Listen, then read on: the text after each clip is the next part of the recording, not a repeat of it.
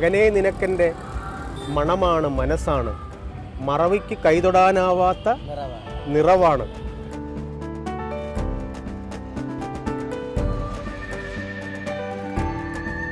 ജീവിതത്തിന്റെ മുറിവിൽ നിന്നുണ്ടായിട്ടുള്ള എഴുത്തുകൾ തന്നെയാണ്. അത്രയേറെ ആത്മാർത്ഥമായും അഴകോടെയും ആഴത്തോടെയും ഞാൻ ആകാശനെ തിരിച്ചറിയുന്നു. അത് വല്ലാത്തൊരു പ്രണയമാണ്.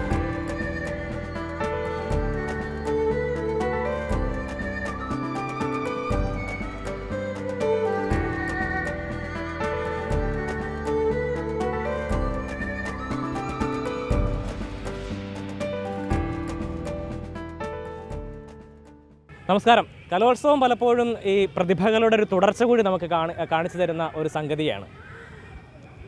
ഹയർ സെക്കൻഡറി വിഭാഗം കവിതാരചനയിൽ 1ാം സമ്മാനം നേടിയത് ആകാശാണ്. ആകാശിൻ്റെ പേര് പറയുമ്പോൾ ഒപ്പം തന്നെ പറയുന്നത് രാജീവ് ആലിംഗൽ എന്നുള്ള പേര് കൂടി ചേർത്ത് പറയുമ്പോഴാണ് അതിൻ്റെ മനോഹാരിത കുറച്ചുകൂടി കൂടുന്നത്. ഇപ്പോൾ രാജീവ് ആലിംഗലും ആകാശും നമ്മോടൊപ്പം ഉണ്ട്. സ്വാഗതം രണ്ടുപേർക്കും. കവിതാരചനയിൽ 1ാം സ്ഥാനത്തേക്ക് മകനെത്തിയിരിക്കുകയാണ്. എങ്ങനെയാണ് ആ ഒരു സമയം മനസ്സിൽ തോന്നിയൊരു കാര്യം? അല്ല, കവിതയിൽ അങ്ങനെ ഒരു 1ാം സ്ഥാനം ഇല്ല. കവിത എഴുതുന്ന ഒരാളെന്ന രീതിയിൽ അയാളെ ഒരു മാനവികതയുള്ള ഒരാളെന്ന രീതിയിലാണ് ഞാൻ അയാളെ കാണുന്നത്. ആർദ്രതയുള്ള ഒരാൾ. അപ്പോൾ ആർദ്രത എന്ന വാക്കിന് വലിയ അർത്ഥവുമുണ്ട്. എനിക്കുള്ള ഇടം മറ്റൊരാൾക്കും ഉണ്ടെന്ന് എനിക്ക് തോന്നുന്നതിൻ്റെ പേരാണ് ആർദ്രത. അപ്പോൾ ആ ആർദ്രതയുള്ള ഒരാൾ ഏറ്റവും നല്ല മനുഷ്യനാവും മറ്റൊരാളെക്കുറിച്ച് ആകുലപ്പെടുമ്പോൾ. അപ്പോൾ അങ്ങനെയുള്ള ഒരാളിൻ്റെ മകനാണെന്നുള്ളതിന് വലിയ അഭിമാനമുണ്ട്. ഒരു വലിയ നമുക്കങ്ങനെ വലിയൊരു സംഭവമായിട്ട് അങ്ങനെ അല്ല, ഞാനങ്ങനെ തോന്നാത്തത്, ഞാൻ ഡിസ്ട്രിക്ട് യൂത്ത് ഫെസ്റ്റിവലിൽ 1ാം സ്ഥാനം കിട്ടാത്ത ആളാണ്. ഡിസ്ട്രിക്ട് യൂത്ത് ഫെസ്റ്റിവൽ, ഇപ്പോൾ സംസ്ഥാന സ്കൂൾ യൂത്ത് ഏഷ്യയിലെ ഏറ്റവും വലിയ കലാമേളയിൽ 1ാം സ്ഥാനം കിട്ടിയെന്ന് പറയുന്ന എൻ്റെ മോൻ ആലപ്പുഴ ജില്ലയിൽ പോലും 1ാം സമ്മാനം കിട്ടാത്ത ഒരു അച്ഛൻ്റെ മകനാണ്. അപ്പോൾ പിന്നീട് കാലമാണ് നമ്മളെ പൂരിപ്പിക്കുന്നത്. അപ്പോൾ കലയിലൊരു എപ്പോഴും പറയാൻ ആർട്ടിൽ അബ്സല്യൂട്ട് ഇല്ല. അബ്സല്യൂട്ട് എന്ന് പറയുന്നൊരു വാക്കില്ല കല. അപ്പോൾ കൾച്ചർ എന്ന് പറയുന്നത് കൺസേൺ ടു അതർ എന്നാണ്. മറ്റൊരാളെ കൺസേൺ ചെയ്യുമ്പോഴാണ് ആർട്ട് ഉണ്ടാകുന്നത്, കൾച്ചർ ഉണ്ടാകുന്നത്. അപ്പോൾ അത്തരത്തിൽ ഇതൊരു ആത്യന്തികമായ വിജയമൊന്നുമല്ല. അവന് ഉള്ളിൽ കവിതയുണ്ട്. ഒരു മുറിക്കകത്ത് ചെല്ലുമ്പോൾ ഞങ്ങളെപ്പോലുള്ള 10-130 സിനിമയിൽ പാട്ട് എഴുതിയ ഒരാളെന്ന രീതിയിൽ മുറിക്കകത്തേക്ക് കയറി ചെല്ലുമ്പോൾ അറിയാൻ പാടില്ല ഒന്നും, എന്താണ് എഴുതേണ്ടത്, എന്താണ് സിറ്റുവേഷൻ എന്നറിയില്ല.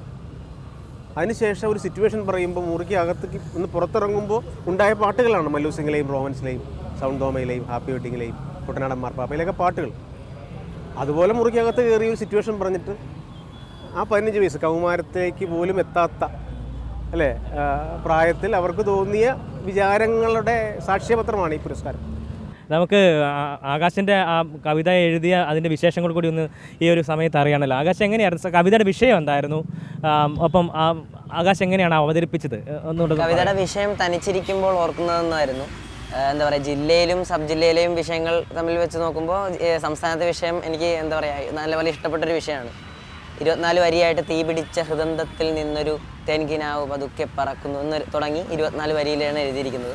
ഏകാന്തം എന്നാണ് കവിതയുടെ തലക്കെട്ട് ഞാൻ ഇട്ടിരിക്കുന്നത്. വളരെ എന്താ പറയുക നല്ല എൻജോയ് ചെയ്ത് 2 മണിക്കൂറാണ് സമയം. 1.5-1.25 മണിക്കൂർ കൊണ്ട് നല്ലപോലെ എഴുതി. പെട്ടെന്ന് ഈ വാക്ക് കേട്ടപ്പോൾ അല്ലെങ്കിൽ ഈ ഒരു ടൈറ്റിൽ മനസ്സിലേക്ക് അല്ലെങ്കിൽ കിട്ടിക്കഴിഞ്ഞപ്പോൾ മനസ്സിലേക്ക് പെട്ടെന്ന് വന്നൊരു സംഭവം എന്താ ശരിക്കും? എന്താ പറയുക, ഒരാൾ ഒറ്റയ്ക്ക് ഇരിക്കുമ്പോഴാണല്ലോ അയാളുടെ എങ്ങനെയാണ് ഭാവി, എങ്ങനെയാണ് നമ്മളിപ്പോൾ എങ്ങനെയൊക്കെ ഇവിടം വരെയാണ് എത്തിയിരിക്കുന്നത്, നമ്മളെന്താണ് എന്നൊക്കെ ചിന്തിക്കുന്ന ഒരാളുടെ മാനസികാവസ്ഥയെ എന്താ പറയുക ഒരു ഫാൻറ്റസി രൂപത്തിൽ എഴുതിയിരിക്കുന്നതാണ് ഞാൻ കവിത എഴുതിയിരിക്കുന്നത്. രാജേട്ടൻ എന്താ തോന്നുന്നത് ആ ഒരു തലക്കെട്ട് കിട്ടിയ രാജേട്ടനെ? ശരിക്കും സാധാരണ നന്നായി അക്ഷരം എഴുതാൻ അറിയാൻ പാടില്ല. അത് മലയാളത്തിലെ ഏറ്റവും മികച്ച കവികൾ ആരാണെന്നറിയില്ല, മലയാളത്തിൻ്റെ മഹത്തായ സാഹിത്യ ചരിത്രം അറിയാൻ പാടില്ല എന്നൊക്കെ യുവതയെ നമ്മൾ പരിഹസിക്കാറുണ്ട്. അതിനിടയ്ക്ക് ഇങ്ങനെയൊക്കെ കുറച്ച് ആൾക്കാർ മലയാളത്തെ പ്രണയിക്കുന്നു. അതിലൊരാൾ എൻ്റെ മകനാണെന്ന് ഓർത്തിട്ട് സന്തോഷമേ ഉള്ളൂ. സാധാരണ നമ്മൾ വളരെ ആഴത്തിൽ നമ്മുടെ ഭാഷയെ തിരിച്ചറിയാത്തൊരു കാലമാണ്. അവർക്ക് വലിയ അറിവൊക്കെയുണ്ട്. ഞാൻ വളരെ കുട്ടിക്കാലത്തെ സാംസ്കാരിക സമ്മേളനത്തിലൊക്കെ പ്രസംഗിക്കാൻ പോകുമ്പോൾ ഇവനെ മുമ്പിൽ കൊണ്ട് ഇരുത്താം. ഒരുപാട് വലിയ ആൾക്കാരുടെ പ്രഭാഷണങ്ങൾ ഇവൻ കേട്ടിട്ടുണ്ട്. അപ്പോൾ ലോകത്തെ ഏറ്റവും വലിയ ആൾക്കാർ ആരാണെന്ന് ചോദിച്ചാൽ പറയുന്ന പേരുകളിൽ സുകുമാർ അഴീക്കോടും എം എൻ വിജയനും സി രാധാകൃഷ്ണനും മുകുന്ദനും അങ്ങനെയുള്ളവരെയൊക്കെ ഇഷ്ടപ്പെടുന്ന ഒരാൾ. അപ്പോൾ അത് വലിയ സന്തോഷകരമായ കാര്യമാണ്. തീർച്ചയായും നമ്മൾ ഏറ്റവും ഇഷ്ടപ്പെട്ട ഒരാൾ ബിൽ ഗേറ്റ്സോ അദാനിയല്ല. അല്ലല്ല, അതൊരു വലിയ കാര്യം കൂടിയാണ്. പെട്ടെന്ന് രാജുവേട്ട ഈ കവിതയിലേക്ക് ഞാൻ അന്ന് നമ്മളൊരിക്കൽ കേരള വിഷന് വേണ്ടി ഒരിക്കൽ സംസാരിച്ചു, ഒരു ഓണക്കാലത്ത് സംസാരിച്ചിട്ടുണ്ട്. അപ്പോൾ അന്ന് ആകാശ് വളരെ കുഞ്ഞാണ്. നമ്മളന്ന് വീട്ടിൽ ഇരുന്ന് സംസാരിക്കുന്ന സമയത്ത് ആകാശ് അപ്പം നമ്മുടെ ഇടയിലൊക്കെ വന്നിരുന്ന് ഇങ്ങനെ കാണുന്നൊക്കെയുണ്ട്. ആകാശ് ഈ അച്ഛൻ്റെ എഴുത്തിനെക്കുറിച്ച് ശരിക്കും എങ്ങനെ, അച്ഛനിങ്ങനെ ഒരുപാട് കവിതകൾ എഴുതി, പാട്ടുകൾ എഴുതി, നാടകങ്ങൾക്ക് പാട്ടെഴുതി. എനിക്ക് തോന്നുന്നു ഈ നാടകങ്ങൾ, ആൽബത്തിന്, സിനിമയ്ക്ക് ഇത്രമാത്രം പാട്ടുകൾ എഴുതിയിട്ടുള്ള മറ്റൊരാൾ ആ നമ്പർ വെച്ച് നോക്കുമ്പോൾ ഒരിക്കലും ഇല്ല എന്നാണ് എനിക്ക് തോന്നുന്നത്. അത് ഒരു നല്ല നിരീക്ഷണമാണ്. നിരീക്ഷണം അങ്ങനെ ആരും നടത്താറില്ല. സിനിമയിലും ആൽബത്തിലും നാടകത്തിലും 3 രംഗത്തും കൂടി ഒരേപോലെ അടയാളപ്പെടുത്തിയ, ഇപ്പോൾ സിനിമ ഒരുപാടുള്ളവർക്ക് നാടകം ഉണ്ടാവില്ല. നാടകവും സിനിമയും ഉണ്ടെന്ന് അവകാശപ്പെടുന്നവർക്ക് 260ഓളം കാസറ്റും CD-യും ഇല്ല. അപ്പം 3 രംഗത്തും ഏറ്റവും വലിയ ആൾക്കാരുമായിട്ടൊക്കെ സഹകരിക്കാനുള്ള ഭാഗ്യം ഉണ്ടായിട്ടുണ്ട്. ഈ 30 വർഷത്തെ എൻ്റെ സാർത്ഥകമായ യാത്ര എന്താണെന്ന് ചോദിച്ചാൽ ഈ 3 രംഗത്തെയും പ്രഗത്ഭരോടൊപ്പം യാത്ര ചെയ്യണം. അപ്പോൾ അത് ഒരു വലിയ സന്തോഷമാണ്. ആ പാട്ടുകളൊക്കെ കാണാപ്പാടെ അറിയാം. അതെ അതെ, ഞങ്ങളുടെ ഒരു തലമുറയ്ക്കും അതറിയാം കൃത്യമായിട്ടും. കാരണം മറ്റേ ശരിക്കും രാജുവേട്ടൻ മറ്റേ ഹരിഹരൻ പിള്ളയിലൂടെയാണ് വരുന്നതെന്നറിയാം. പക്ഷെ അതിനുശേഷം പെട്ടെന്ന് രാജുവേട്ടൻ്റെ പേര് ഞങ്ങളൊക്കെ ഓർക്കുന്നതെന്ന് പറഞ്ഞാൽ നമ്മുടെ അല്ലു അർജുൻ്റെ സിനിമയിലെ പാട്ടുകളിലൂടെയാണ്. പക്ഷേ അത് ഒരിക്കലും എനിക്ക് തോന്നുന്നില്ല അതിനൊരു ഡീഗ്രേഡ് ചെയ്യേണ്ട ഒരു സംഭവം അല്ല. ശരിക്കും നമ്മളൊരു റീക്രിയേഷൻ ആണല്ലോ ശരിക്കും, അല്ലേ? അത് ഞാൻ പാട്ട് എഴുതിയപ്പോഴത്തേക്ക് അതൊരു ക്രിയേഷൻ അല്ലായിരുന്നു, അതൊരു അതൊരു ട്രാൻസ്ലേഷൻ അല്ല, ട്രാൻസ്ക്രിയേഷൻ. അതെ അതെ, അതാണ് ആ വാക്ക്. അപ്പോൾ പിന്നെ തീർച്ചയായിട്ടും എനിക്ക് വലിയ വലിയ ആൾക്കാരെ പോലും മഹാ അവസരങ്ങളൊന്നും ആദ്യം തേടി വന്നില്ല. ആദ്യം ഒരു സിനിമയിൽ മോഹൻലാലിൻ്റെ പടത്തിലെ എല്ലാ പാട്ടുകളും എഴുതി രംഗത്ത് വരാൻ ഒത്തുന്നല്ലാതെ, വെട്ടത്തിൽ ഐ ലവ് യു ഡിസംബർ എന്ന പാട്ട് എഴുതിയെന്നല്ലാതെ, പിന്നീട് സിനിമയിൽ സജീവമാകാൻ ഒക്കാത്തപ്പോഴാണ് ഈ ഡബ്ബിംഗ് പടത്തിലൊക്കെ പാട്ട് എഴുതി. വലിയ സന്തോഷമുണ്ട്. പിന്നെ ആര്യയിലെയും ഒക്കെ പാട്ട്, എൻ പ്രേമത്തിന് കോപം കാണും, അല്ലെങ്കിൽ ഏതോ പ്രിയ രാഗം മൂളി ഞാൻ, അതൊക്കെ എല്ലാവർക്കും ഇപ്പോഴും ഇഷ്ടമാണ്. 2 പതിറ്റാണ്ടുകൾക്ക് ശേഷം 4000 സോറി കൂടെ സോറി 4000 സോറി. പിന്നീട് മലയാള സിനിമയിൽ സജീവമാകാൻ ഒത്തു. 130 സിനിമയിൽ പാട്ട് എഴുതി.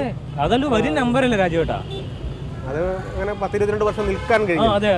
ഇപ്പൊ ഈയിടെ ഇറങ്ങിയ മഹാറാണി എന്ന സിനിമ, എനിക്ക് തോന്നുന്നു മഹാറാണിയിലെ എല്ലാവരും, ഇപ്പൊ സംവിധായകൻ മാർത്താണ്ഡൻ ഒഴിച്ച് ബാക്കി എല്ലാവരും, ഞാൻ സിനിമയിൽ വരുമ്പോൾ പോലും വിദ്യാർത്ഥികളായിരുന്നു പലരും, എല്ലാവരും. അപ്പോൾ അത് തന്നെ വലിയ സന്തോഷം. അതിൽ ഹരിശ്രേഷോൻ ചേട്ടൻ എന്ന താരം ഒഴിച്ച് ബാക്കി എല്ലാ നടന്മാരും നടിമാരും അന്ന് ഒരു തലമുറ മാറ്റം ഉണ്ടാകുമ്പോൾ നമ്മൾ അവരുടെ കൂടെ നിൽക്കുകയാണ്, വലിയ മാറ്റമാണ്. അപ്പോൾ അതിനൊപ്പിച്ച് നിൽക്കുക എന്നുള്ള വലിയ സന്തോഷമാണ്. ഇപ്പോൾ എൻ്റെ മോനൊരു സിനിമയിൽ അഭിനയിച്ചു. അത് അതിനെക്കുറിച്ച് ചോദിക്കാൻ വേണ്ടി ഇരിക്കുകയായിരുന്നു. അത് രാജീവ് നാഥ്, അഹം സംവിധാനം ചെയ്ത രാജീവ് നാഥ് ഒരു സിനിമ എടുത്തു. കാരൂരിൻ്റെ പൊതിച്ചോറായിരുന്നു ആ കഥയാണ് സിനിമയാകുന്നല്ലേ. അപ്പോൾ എൻ്റെ മകൻ സിനിമയിൽ അഭിനയിച്ച കാലത്ത് എനിക്ക് സിനിമയിൽ എഴുതി നിൽക്കാൻ കഴിയുന്നു എന്നുള്ളതാണ്. അത് ഒരു ചെറിയ കാര്യമായിട്ട് തോന്നുന്നില്ല. കാര്യം അല്ലെങ്കിൽ ഞാൻ പഴയ ആളായി. അപ്പോൾ പുതിയ കാലഘട്ടത്തിലും പുതിയ മനുഷ്യനായിട്ട് പുതിയ സ്പന്ദനങ്ങൾ അറിയാം. പിന്നെ പഴമയുടെ സാധ്യതകൾ അവർക്ക് സമ്മാനിച്ചു. അതൊരു വലിയ കാര്യമാണ്. ആകാശം എങ്ങനെ അച്ഛൻ്റെ എഴുത്തിനെ എങ്ങനെയാണ് കാണുന്നത്? ശരിക്കും എങ്ങനെ അനുഭവിക്കുന്ന അച്ഛൻ്റെ എഴുത്തിനെ? എന്തായാലും ജനിച്ചപ്പോൾ തൊട്ട് അച്ഛൻ്റെ ഓരോ എഴുത്തുകളും ഇങ്ങനെ തുടങ്ങി 16 വയസ്സിലും ഇങ്ങനെ നിരന്തരം കേൾക്കുന്നതുകൊണ്ട് തന്നെ അച്ഛൻ്റെ ഓരോ എഴുത്തിൻ്റെ ഫിനിഷിങ്ങുകളും ആ ഒരു ലേഔട്ടൊക്കെ മനസ്സിലുണ്ട്. അപ്പോൾ ആ ഒരു ലേഔട്ട് മനസ്സിൽ വെച്ച് എൻ്റെ ഒരു രീതിയിൽ കവിത എഴുതിയത് കൊണ്ടാവണം ജഡ്ജസിന് അത് ഇഷ്ടപ്പെടുകയും ദൈവം അനുഗ്രഹിച്ച് എനിക്ക് A ഗ്രേഡ് ലഭിച്ചത്.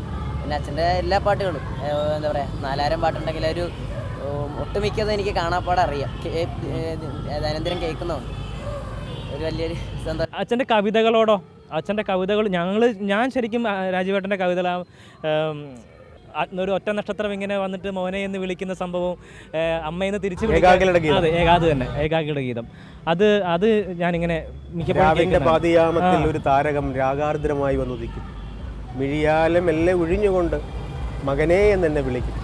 അപ്പോൾ ആകാശിനെ കുറിച്ച് ഞാൻ അങ്ങനെ ഒരു കവിത എഴുതിയിട്ടുണ്ട്. മകനേ നിനക്കെൻ്റെ മണമാണ്, മനസ്സാണ്, മറവിക്ക് കൈതൊടാനാവാത്ത നിറവാണ്, നീറുമ്പോഴെന്നെ തലോടും നിലാവാണ്, കുറവിലും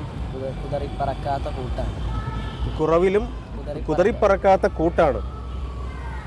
പിന്നെ അച്ഛൻ ആകാശമായതും ആനന്ദമായതും ആദിത്യ നക്ഷത്രമായതും നീയാണ്. അച്ഛൻ ആകാശമായതും ഈ ആകാശാണ്, ആനന്ദമായതും ആദിത്യ നക്ഷത്രമായതും നീയാണ്. എനിക്ക് പെട്ടെന്ന് വാക്കുകൾ കിട്ടാതെ വരുന്നൊരു സംഭവം ഉണ്ടാകത്തില്ല. എനിക്ക് ഭയങ്കരമായിട്ടും രാജുവേട്ടൻ്റെ പാട്ടുകൾക്കകത്തും അല്ലെ ഇങ്ങനെ ഈ കവിതയ്ക്കകത്തൊക്കെ ഭയങ്കരമായിട്ടൊരു വേദന ശരിക്കുമുണ്ട്. ആ വേദന ശരിക്കും ജീവിതത്തിൻ്റെ മുറിവിൽ നിന്നുണ്ടായിട്ടുള്ള എഴുത്തുകൾ തന്നെയാണ്. അതാണ് ശരിക്കും രാജുവേട്ടൻ്റെ എഴുത്തിൻ്റെ ഒരു ജീവൻ. നമ്മുടെ ജീവിതത്തിൻ്റെ മുറിവുകളെക്കുറിച്ച് ഓർത്താൽ ഞാൻ ആ പഴയ ആളെന്ന രീതിയിൽ പെട്ടെന്ന് സങ്കടപ്പെടും. ഞാൻ അങ്ങനെ ഒരു സാധാരണക്കാരനാണല്ലോ. പക്ഷേ ആ സങ്കടങ്ങളാണ് എന്നെ കരിപ്പിടിപ്പിച്ചത്. അല്ലൽ എന്നും ഒരു അലങ്കാരമല്ലയോ, നല്ല വിജയത്തിന് ആധാരമല്ലയോ എന്ന് എഴുതിയിട്ടുണ്ട് ഞാൻ.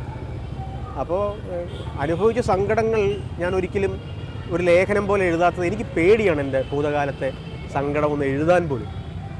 ഞാൻ പേടിച്ചു പോകും, അതൊരു കുട്ടിയായി പോകും. ഇനി അത് ഓർത്തെടുക്കാൻ പോലും വയ്യാത്ത രീതിയിൽ ഞാൻ എൻ്റെ ഭൂതകാലത്തെ പേടിക്കുകയാണ്. പക്ഷേ ആ ഭൂതകാലത്തിൻ്റെ കരുത്താണ് ഞാൻ ഞാൻ എൻ്റെ കവിത. രാജുവേട്ട അമ്മയായിരുന്നു ശരിക്കും ഒരു അല്ലേ ആ നക്ഷത്രം സംഭവം അതിനകത്തൊക്കെ എഴുതുന്ന അമ്മയാണ്. അമ്മയും സ്നേഹമെന്ന് പറയുന്നത് വല്ലാത്ത വികാരമാണ്. അതൊക്കെ ജീവിതത്തിൽ ലഭിക്കാതെ പോയ ഒരാളാണ് ഞാൻ. നല്ല സമയത്ത് ഒന്നും ലഭിക്കാതെ പോയ ആളാണ്. പിന്നെ ഞാൻ എൻ്റെ ജീവിതത്തിലെ സാർത്ഥകമായിട്ടുള്ള ഒരു സാന്ത്വനം അനുഭവിച്ചത് ആകാശൻ്റെ സുഹൃത്തായി. ഞങ്ങൾ ഏത് യാത്രയിലും അവനെ ഞാൻ കൂട്ടി. അവനോടൊപ്പം സഞ്ചരിക്കുമ്പോൾ വല്ലാത്തൊരു സനാതത്വ ബോധം. തിരിച്ചാണ് ഉണ്ടാവേണ്ടത്, മകനാണത് ഉണ്ടാവേണ്ടത്, പക്ഷെ അച്ഛനാണത് തിരിച്ചാണ്. അവനേക്കാൾ കൂടുതൽ ആകാശുമായി. ഇപ്പം ഞങ്ങൾ ഈയിടെയും സിംഗപ്പൂരും മലേഷ്യയൊക്കെ പോയി. അവനില്ലെങ്കിൽ അവിടെയൊക്കെ പോകുന്നത് ഒരു വിരസ യാത്രയാണ്. അത്രയേറെ ആത്മാർത്ഥമായും അഴകോടെയും ആഴത്തോടെയും ഞാൻ ആകാശനെ തിരിച്ചറിയുന്നു. അത് വല്ലാത്തൊരു പ്രണയമാണ്. പ്രണയമെന്ന് പറയുന്നത് ഒരു വികാരമാണ്. അത് ലോകം ഒരാളിലേക്ക് ചുരുങ്ങുകയും അയാൾ ഈശ്വരനേക്കാൾ വലുതാകുകയും ചെയ്യും. അതാണ് പ്രണയം. അപ്പോൾ അങ്ങനെയാണെങ്കിൽ ഞാൻ ആകാശിലേക്ക് ചുരുങ്ങുകയും ആകാശ് ഈശ്വരനേക്കാൾ വലുതാകണമെന്ന് തോന്നണം. അതിനൊരിക്കലും നമുക്ക് അല്ലെങ്കിൽ നമ്മൾ അനുഭവിക്കുന്നൊരു സാധനത്തെ അത് തെറ്റാന്ന് ഒരിക്കലും ഒരു മനുഷ്യന് പറയാനും പറ്റത്തില്ല. തീർച്ചയായിട്ടും. അല്ല, ആകാശ് നമ്മൾ ചില ആൾക്കാരിൽ ഒരു സുഹൃത്തിനെ കാണും, ഒരുപക്ഷെ ഒരു കൂടപ്പിറപ്പിനെ കാണും, വല്ലാത്ത ആത്മബന്ധമുള്ള ഒരാളായിട്ട്. അതെല്ലാവരോടും തോന്നുന്നില്ല. ചിലപ്പോൾ മകനോട് തോന്നും, അച്ഛനോട് തോന്നും. എനിക്ക് എൻ്റെ ജീവിതത്തിൽ ഏറ്റവും കൂടുതൽ വൈകാരിക. രാജുവേട്ടൻ ഇപ്പോൾ ഒരു സഹോദരൻ്റെ കാര്യം പറഞ്ഞുകൊണ്ടാണ് ഞാൻ രാജുവേട്ടൻ പലപ്പോഴും സഹോദരൻ്റെ ആ ഒരു സംഭവം പറഞ്ഞത് ഞാനിങ്ങനെ കേട്ടിട്ടുണ്ട്. അതൊക്കെയും എഴുത്തിൽ വന്നിട്ടുണ്ടല്ലോ. തീർച്ചയായിട്ടും. ആകാശിൻ്റെ പ്രായമായപ്പോൾ നഷ്ടപ്പെട്ട എൻ്റെ അനുജനുണ്ട്. കലോത്സവ മത്സരവേദികളിൽ നിന്നും പങ്കെടുക്കാതെ, മത്സരത്തിലൊന്നും പങ്കെടുപ്പിക്കാതെ എന്നൊക്കെ ഈ സാറന്മാരുടെ മക്കളാണ് സ്കൂളുകളിലൊക്കെ മത്സരത്തിന് പോകുന്നത്. ഞങ്ങൾക്കൊന്നും മത്സരത്തിന് പോകാനുള്ള ഭാഗ്യം കിട്ടാത്തത് സാറന്മാരുടെ മക്കൾ. മലയാള സാറിൻ്റെ മകൻ കവിതാരേനിക്ക് പോവും, കവിത ആലാപനത്തിന് പോവും.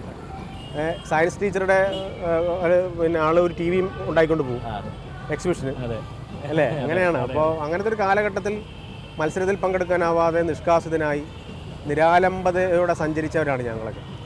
അപ്പോൾ ആകാശിനെ എൻ്റെ അനിയൻ നഷ്ടപ്പെട്ട പ്രായമാണ്. അപ്പോൾ 16 വയസ്സിലാണ് എൻ്റെ അനിയൻ മരിക്കുന്നത്. അപ്പോൾ ഞാൻ അവനെ കൂടി ഇവനിൽ കാണുന്നുണ്ട്. ഒരു വല്ലാത്തൊരു കാലത്തിൻ്റെ ഒരു നീതിബോധമുള്ള കാലം. കാലം പലപ്പോഴും നമുക്ക് അങ്ങനെ അല്ലേ ഒരു ഞാൻ എഴുതി വെച്ചിട്ടുണ്ട്. കാലം എന്തോ കരുതി വെച്ചിട്ടുണ്ട്, കാത്തിരിക്കുവാൻ ചൊല്ലുന്നു മാനസം. കണ്ണുനീരിനും മധുരമുണ്ടായിടും, കാറ്റു ചൊല്ലുന്നു കാതോരമീവിധം. ആട്ടിയോടിച്ചവർക്ക് അകം നൊന്നിട്ട് നിന്നെ ആട്ടുതൊട്ടിൽ കൊണ്ടിരുത്തിടും. കൂട്ടുകാരാ ക്ഷമിക്ക എന്നോതി നിൻ പാട്ടുമൂളി പലവരു വാഴ്ത്തിടും. പങ്കുവച്ചൊരു ഈ ആശയമൊക്കെയും ഭ്രാന്തമെന്ന് പറഞ്ഞു നടപ്പവർ. വാക്കുകൾ പൂക്കളം നുരച്ചിടുവാൻ നിന്റെ വാതിലിൽ വന്ന് നിൽക്കുന്ന നാൾ വരും. സത്യമായില്ലേ അല്ലേ? ഞാൻ അപ്പോഴും ഓർക്കുന്ന അവസാനത്തെ വരിയാണ്. കാത്തിരിക്കുമ്പോൾ ഓർത്തിരുന്നിടുവാൻ ഇത്രയും കൂടി ചൊല്ലുന്നു മനസ്സം. നൊമ്പരങ്ങളെ നൽകിയവർക്കൊക്കെയും നന്മയുള്ള ഹൃദയം കൊടുക്കുക. അല്ലല്ലെന്നോ അലങ്കാരമല്ലയോ, നല്ല വിജയത്തിന് ആധാരമല്ലേ. അനുഭവിച്ച സങ്കടങ്ങളൊക്കെ കരുത്താണ്. പക്ഷേ ഈ കരുത്ത് എനിക്കൊന്ന് പകർത്തി വയ്ക്കാൻ പോലുള്ള ആത്മബലം ഇല്ല. അതാണ് ഈ ഞാൻ കൂടുതൽ ലേഖനങ്ങൾ എഴുതാറ്. അതൊക്കെ എഴുതിയാൽ ചിലപ്പോൾ ഞാൻ തളർന്നു പോകും, കരഞ്ഞു പോകും. കരഞ്ഞു പോയി കഴിഞ്ഞാൽ നമ്മുടെ ഉള്ളിലുള്ളത് അങ്ങ് പുറത്തേക്ക് പോവുകയും ചെയ്യും, അല്ലേ? അത് നമ്മുടെ ഉള്ളിൽ തന്നെ നിൽക്കേണ്ട ഒരു കാര്യം കൂടിയാണ്. അത് തുളുമ്പാതെ എൻ്റെ ഹൃദയത്തിൽ സൂക്ഷിച്ചുകൊണ്ടാണ് ഞാനിങ്ങനെ നടക്കുന്നത്. അതെ. ആകാശം എങ്ങനെയാ വായിക്കാനായിട്ട്? കവിതകളാണോ ഇഷ്ടം, അതോ ലേഖനങ്ങൾ, നോവലുകൾ അങ്ങനെയൊക്കെയാണോ? പൊതുവെ ഞാൻ എന്താ പറയുക, കവിത വായനയുണ്ട്. പക്ഷേ സത്യം പറഞ്ഞാൽ എന്താ പറയുക, എനിക്ക് അഭിനയിക്കണമെന്നാണ് ഭയങ്കര ആഗ്രഹം. ഞാനൊരു അച്ഛൻ പറഞ്ഞ പോലെ ഒരു സിനിമയിലൊക്കെ അഭിനയിച്ചു. അതിന്റെ വിശേഷം കൂടി പറയൂ കേട്ടോ പറയാം. നമ്മുടെ പ്രേക്ഷകരോട്. അപ്പം സിനിമ അഭിനയിച്ചു. പക്ഷേ അവിചാരിതമായി അച്ഛൻ്റെ ഓരോ കവിതകൾ വായിച്ചും സിനിമാ പാട്ടുകളും എല്ലാം ഭക്തിഗാനങ്ങളൊക്കെ വായിച്ച് അറിഞ്ഞറിഞ്ഞ് അതിൻ്റെ ഒരു എന്താ പറയുക, നേരത്തെ പറഞ്ഞ പോലെ ലേഔട്ടൊക്കെ മനസ്സിലാക്കിയതുകൊണ്ട് എന്താ പറയുക, സബ് ജില്ലയിൽ മത്സരിച്ചു, ജില്ലയിൽ മത്സരിച്ചു. അതിൻ്റെയൊക്കെ മുന്നോടിയായി സംസ്ഥാനത്ത് വരെ ദൈവം കൊണ്ട് എത്തിച്ചു. അതൊരു ഭാഗ്യമായിട്ട് കരുതുന്നു. പക്ഷേ എൻ്റെ ആഗ്രഹം സിനിമയാണ്. സിനിമയിൽ നമ്മളിപ്പോൾ ഒരു പടത്തിൽ അഭിനയിച്ചല്ലോ, ആ ഒരു എക്സ്പീരിയൻസ് എങ്ങനെയായിരുന്നു? അത് നല്ലൊരു എക്സ്പീരിയൻസ് ആയിരുന്നു. എൻ്റെ 9ാം ക്ലാസ്സിലാണ് അങ്ങനെ ഒരു ഭാഗ്യം വന്നെത്തുന്നത്. ഞാനൊരു വീഡിയോ അഭിനയിക്കാം, വീഡിയോ വൈറലാവുകയും അത് ബാബു ആന്റണി അങ്കിളുടെ ചേട്ടൻ തമ്പി ആന്റണി അങ്കിൾ കണ്ട് എന്നെ തിരഞ്ഞെടുത്ത് അദ്ദേഹത്തിൻ്റെ പുതിയ സിനിമയായ ഹെഡ് മാസ്റ്റർ എന്ന് പറഞ്ഞ സിനിമയിൽ ബാബു ആന്റണി അങ്കിളുടെ ചെറുപ്പമായിട്ട് അതിലെ അഭിനയത്തിന് മികച്ച ബാലനുള്ള സംസ്ഥാന അവാർഡ്. അതെ. രാജുവേട്ട ഒരിക്കൽ ഞാൻ രാജുവേട്ടന് ചോദിക്കുന്നു, രാജുവേട്ട ഈ കവിതകളൊക്കെ എഴുതും, അപ്പോൾ പക്ഷേ വായിക്കാനായിട്ട് കവിതകളാണോ താല്പര്യം എന്ന് ഒരിക്കലും അപ്പം രാജുവേട്ടൻ പറഞ്ഞൊരു മറുപടി, കവിതകൾ വായിക്കാൻ താല്പര്യമുണ്ട്, പക്ഷേ ഞാൻ ഏറ്റവും കൂടുതൽ വായിക്കുന്നത് ലേഖനങ്ങൾ അല്ലെങ്കിൽ നോവലുകൾ പോലുള്ള സംഭവങ്ങൾ. അതിനൊരു കാരണം കൂടി രാജുവേട്ടൻ അന്ന് ഓർമ്മപ്പെടുത്തുക. ഞാനിപ്പോൾ പറയുകയാണെങ്കിൽ കവിതകളെല്ലാം കാച്ചിക്കുറുക്കിയതായിരിക്കും, പക്ഷേ നോവലിൽ ഒരുപാട് സംഭവങ്ങളുണ്ട്, അതിനെയൊക്കെ നമുക്ക് രൂപപ്പെടുത്തി എടുക്കാൻ കഴിയും. ആ ഒരു സംഭവം തന്നെയാണ് ഇപ്പോഴും. തീർച്ചയായിട്ടും ഞാൻ ഏറ്റവും കൂടുതൽ വായിക്കുന്നത് ചുറ്റുപാടുകളെയാണ്. ചുറ്റുപാടുകളെ വായിക്കുക എന്ന് പറയുന്നൊരു ഇതുണ്ട്. നമ്മുടെ ചുറ്റുപാട് ഒരുപക്ഷെ പുസ്തകത്തിൽ ഉള്ളതിനേക്കാൾ വലിയ സങ്കീർണവും നാടകീയവുമാണ്. അപ്പോൾ അതിനെ തിരിച്ചറിയുക, മറ്റുള്ളവരെയൊക്കെ മനസ്സിലാക്കുക, അതിൻ്റെ പേര് അപരോന്മുഖ ദർശനം. ഞാൻ എന്നെ നോക്കുകയല്ല, മറ്റുള്ളവരെ നോക്കുക. പിന്നെ ലേഖനങ്ങളും നോവലും ഒക്കെ വായിക്കുമ്പോൾ നമ്മുടെ കവിതയ്ക്ക് വേണ്ട വാക്കുകൾ വലിയ വലിയ എഴുത്തുകാർ എഴുതി വെച്ചിട്ടുണ്ട്. അതൊക്കെ ഒരു റോ മെറ്റീരിയൽസ് പോലെ നമുക്ക് ലഭിക്കും. അതെ. ഒറ്റ വാക്കൊക്കെ ഭയങ്കരമായിട്ട് സ്പാർക്കാകുന്ന സംഭവങ്ങൾ ഉണ്ടാവുമല്ലോ അല്ലേ? ഒരു ആനത്തുടൽ പോലെ ട്രെയിന് തീവണ്ടി ഒഴുകിപ്പോകുന്നു അപ്പ സാർ എഴുതിയിട്ടുണ്ട്. ആനത്തുടൽ അത് എന്തൊരു, അപ്പോൾ ഒരു മഹാകവി പോലും ഒരു ട്രെയിനിനെ, ഒരു തീവണ്ടി അങ്ങനെ ഉപയോഗിച്ചിട്ടുണ്ട്. ഗംഭീരമായൊരു ബിംബമായി പോയി. അപ്പോൾ അതൊക്കെ എന്നെ വല്ലാതെ സ്വാധീനിച്ചിട്ടുണ്ട്. ഞാനത് ആദർശം ചോദിച്ചു, അങ്ങനെ വായിക്കുമ്പോൾ പുസ്തകങ്ങൾ തിരഞ്ഞെടുക്കുമ്പോഴേ അങ്ങനെ കവിതകളാണോ ലേഖനങ്ങൾ അല്ലെങ്കിൽ കവിതകൾ തന്നെയാണ് കൂടുതലും. എന്താ പറയുക, ഞാൻ പറഞ്ഞല്ലോ പുസ്തക വായന അധികം ഇല്ലെങ്കിലും അച്ഛൻ എഴുതുന്ന ഓരോ കവിതകളിലൂടെയും പുതിയ പുതിയ വാക്കുകൾ കണ്ടെത്തി അതിൻ്റെ ഒരു പരിശ്രമത്തിലാണ് ഞാൻ ഈ ഇവിടം വരെ എത്തിയത് എന്ന് വിശ്വസിക്കുന്നു. എന്തായാലും വളരെ സന്തോഷമുള്ളൊരു സമയം കൂടിയാണ്. രാജുവേട്ടൻ ഇത് ശരിക്കും ഇരട്ടി മധുരം കൂടെയാണല്ലോ അല്ലേ ഈ സംസ്ഥാന കലോത്സവത്തിൽ? വെച്ചാൽ രാജുവേട്ടൻ തന്നെ പറഞ്ഞു, ജില്ലാ കലോത്സവത്തിൽ പോലും വരാൻ കഴിയാതിരുന്ന ഒരു അച്ഛൻ്റെ മോനാണ് സംസ്ഥാന കലോത്സവത്തിൽ ഇങ്ങനെ കവിതയിൽ 1ാം സ്ഥാനങ്ങളില്ല എങ്കിൽ പോലും കവിതയിൽ മികവ് പുലർത്തിയിട്ടുള്ള ഒരു അനുഭവത്തിലേക്ക് വരുന്നതും അങ്ങനെ തന്നെയാണ്. പക്ഷേ അതിനൊക്കെ അപ്പുറത്തേക്ക് ജില്ലാ കലോത്സവത്തിൽ 1ാം സ്ഥാനം നേടിയിട്ടില്ല എങ്കിൽ പോലും കൂടെ എത്രമാത്രം പാട്ടുകൾ എഴുതിയിട്ടുള്ളൊരു മനുഷ്യൻ കൂടിയാണ്. അപ്പം അങ്ങനെ കൂടെ തമാശയുണ്ട്. അതിൽ എന്നെ ജില്ലയിൽ ഫസ്റ്റും സെക്കൻഡും കിട്ടിയ 2 പെൺകുട്ടികൾ, പിൽക്കാലത്ത് അതിൽ 1ാം സ്ഥാനക്കാരിയായ പെൺകുട്ടിയുടെ ഭർത്താവിനോട് ഞാൻ ഭാര്യ ഇപ്പോഴും കവിത എഴുതുന്നുണ്ടോ എന്ന് ചോദിച്ചു. അപ്പോൾ അദ്ദേഹം ഈ ഭാര്യ കവിത എഴുതുന്നുണ്ടെന്ന് അറിയില്ല. അപ്പോഴാണ് അറിയുന്നത്. ഇല്ല, അന്നെങ്ങാണ്ട് എഴുതിയിട്ട് പിന്നെ എഴുതിയിട്ടില്ല. അപ്പോൾ ഈ 1ാം സ്ഥാനം കിട്ടുന്നവരൊക്കെ അങ്ങോട്ട് ഇനിയും എഴുതും എന്നൊന്നും വിചാരിക്കണ്ട. കവിത ഉള്ളിൽ വല്ലാത്ത വികാരമായും വിചാരമായും വിഭാതമായും ഒക്കെ കൊണ്ടാടാൻ ഉള്ള ആൾക്ക് മാത്രമേ അത് തിരിച്ചറിയാൻ പറ്റൂ. ഇതൊരു ഔപചാരികതയാണ്. ഈ ഔപചാരികമായ ആനന്ദം ഞാനും കൂടി പങ്കിടുന്നു. എന്തായാലും വളരെ നന്ദിയുണ്ട് ഈ ഒരു സമയത്ത് നമ്മുടെ പ്രേക്ഷകരോടൊക്കെ ഒരുപാട് വർത്തമാനം ഇങ്ങനെ നമ്മുടെ ഒരു കുടുംബത്തെ പോലെ തന്നെ സംസാരിച്ചതിന് ഒരുപാട് സന്തോഷമുണ്ട്. എന്തായാലും ആകാശിനും രാജീവേട്ടനും ഒരുപാട് സ്നേഹവും ആശംസകളും നൽകുകയാണ്. നമസ്കാരം. മകനെ, നിനക്കെൻ്റെ മണമാണ്, മനസ്സാണ്, മറവിക്ക് കൈതൊടാനാവാത്ത നിറവാണ്.